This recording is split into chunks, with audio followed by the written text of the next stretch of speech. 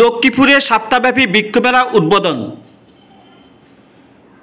পরিকল্পনা বনায়ন করি সবুজ বাংলাদেশ গড়ি প্রতিপাদ্যকে সামনে রেখে লক্ষ্মীপুরে সপ্তাহব্যাপী বৃক্ষরোপণ অভিযান ও বৃক্ষমেলা 2025 উদ্বোধন করা হয়েছে। 15 জুলাই মঙ্গলবার বিকেলে লক্ষ্মীপুর জেলা প্রশাসক কার্যালয়ের প্রাঙ্গণে ফিতা কেটে ও বেলুন উড়িয়ে উদ্বোধন করেন জেলা প্রশাসক রাজীব কুমার সরকার।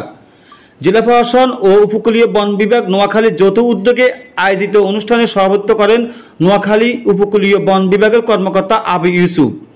বিশেষ অতিথি ছিলেন অতিরিক্ত পুলিশ সুপার রায়হান কাজেমি, অতিরিক্ত জেলা প্রশাসক সার্বিক সম্রাট খিসা, সদর উপজেলা নির্বাহী কর্মকর্তা জামশেদ আলম রানা এবং সহকারী বন সংরক্ষণ কর্মকর্তা মিঠুন সন্তোষ দাস সহ জেলা প্রশাসনের কর্মকর্তাগণ ও বৃক্ষপ্রেমী মানুষ।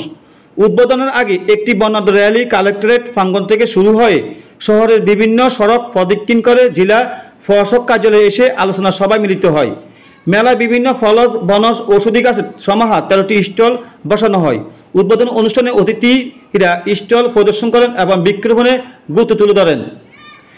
এ সময় বৃক্ষমেলা বিভিন্ন ধরনের ফলজ, বনজ, ঔষধি ও শোভাবর্ধক গাছ পাওয়া যায়, যেমন আম, জাম, লিচু, কাঁঠাল, আনারস, বিভিন্ন ফলের চারা, অর্কিড, পাতাবাহার, মানি প্ল্যান্ট, লাকি, বাম্বু ইত্যাদি। এছাড়াও সার, কীটনাশক এবং গাছের পরিচর্যার জন্য প্রয়োজনীয় অন্যান্য সামগ্রী মেলায় পাওয়া যায়।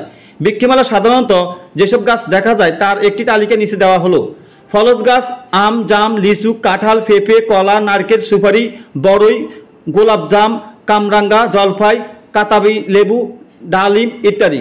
বনজ গাছ সেগুন, মেহগুনি, করই, জারুল, বাবলা, শিশু, নিম, শিলকরই, অর্জুন ইত্যাদি। ঔষধি গাছ তুলসী, থানকুনি, পাথরকুচি, অর্জুন, বাসক, কালমেঘ, নিশিন্দা, গীতকুমারী। শোভাবর্ধক গাছ বিভিন্ন ধরনের ফুল গাছ যেমন গোলাপ, গাঁদা, জবা, হাসনাহেনা, বেলি, রজনীগন্ধা, বিভিন্ন পাতাবাহার ও ফলজ গাছ। এছাড়া ইনডোর প্ল্যান্ট যেমন মানি প্ল্যান্ট, লাকি, বাম্বু ইত্যাদি পাওয়া যায়।